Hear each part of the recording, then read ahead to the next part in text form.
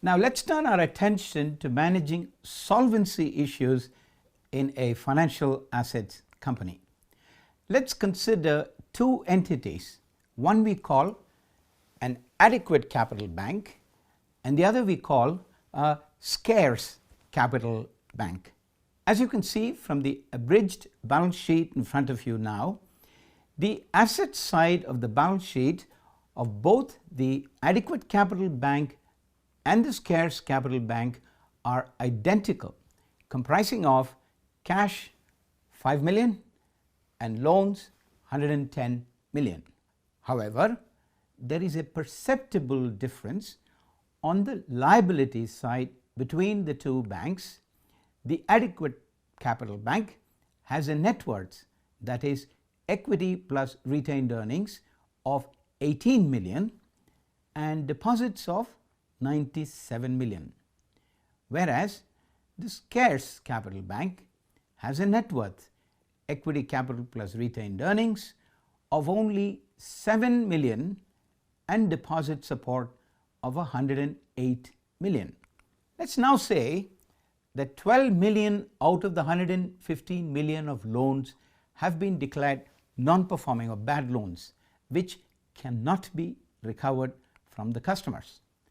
Hence, that 12 million will need to be written off, obviously from the bank's capital, that means its equity and retained earnings. As a result of this write-off, the entire capital of the scarce capital bank, which was, if you recall, 7 million, will be wiped out and its net worth becomes negative, that is minus 5 million. The bank will be declared insolvent unless additional capital is infused right away. On the other hand, the adequate capital bank will be able to sustain the loss of 12 million by absorbing that loss from its available capital of 18 million. As a result, the equity capital of the adequate capital bank goes down from 18 million minus 12 million, which was written off, so the capital now becomes 6 million. However, unlike the scarce capital bank, this sudden erosion of capital due to writing off bad loans does not push the bank into insolvency. The lesson from the example that we just saw, which is the second most important lesson in managing liquidity and solvency, is if a bank maintains adequate capital, equity plus retained earnings, it will lessen the chance of the bank becoming insolvent.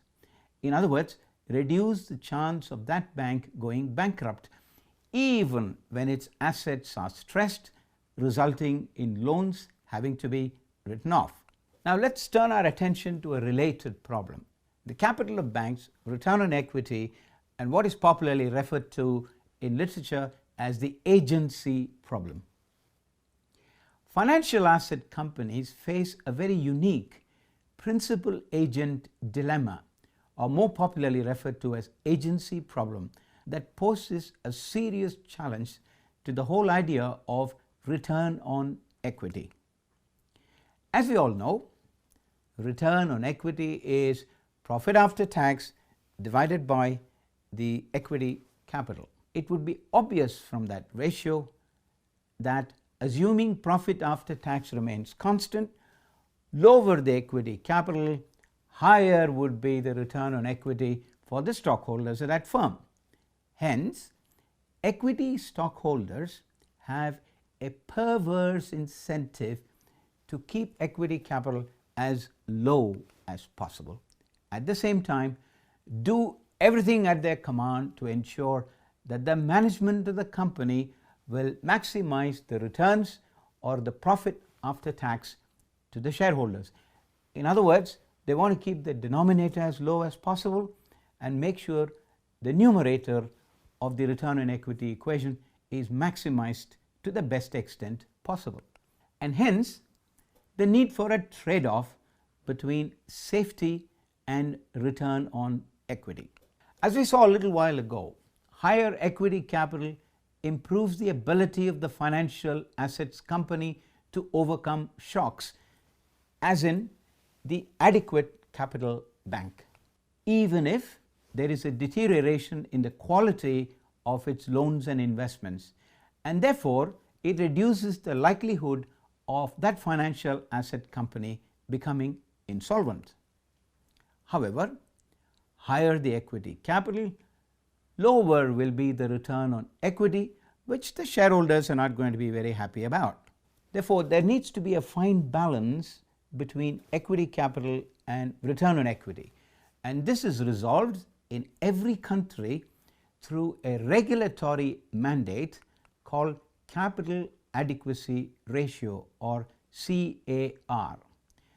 CAR specifies the minimum capital to be maintained by every regulated entity in that country as a percentage of its loans and investments, which would serve as a cushion against potential insolvency.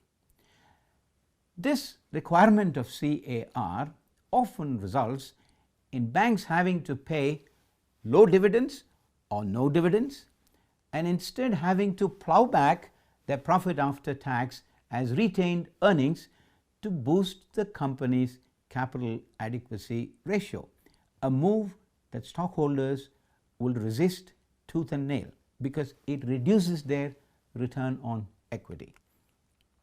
In summary, therefore, liquidity is managed through cash reserves and solvency is managed through capital adequacy, both mandated by the regulator in every country. In the sessions to follow, we will look at in great detail the liquidity and solvency measures that are deployed to ensure the stability of financial assets companies in any country, with a view to ensure the well-being and longevity of the country's financial system as a whole.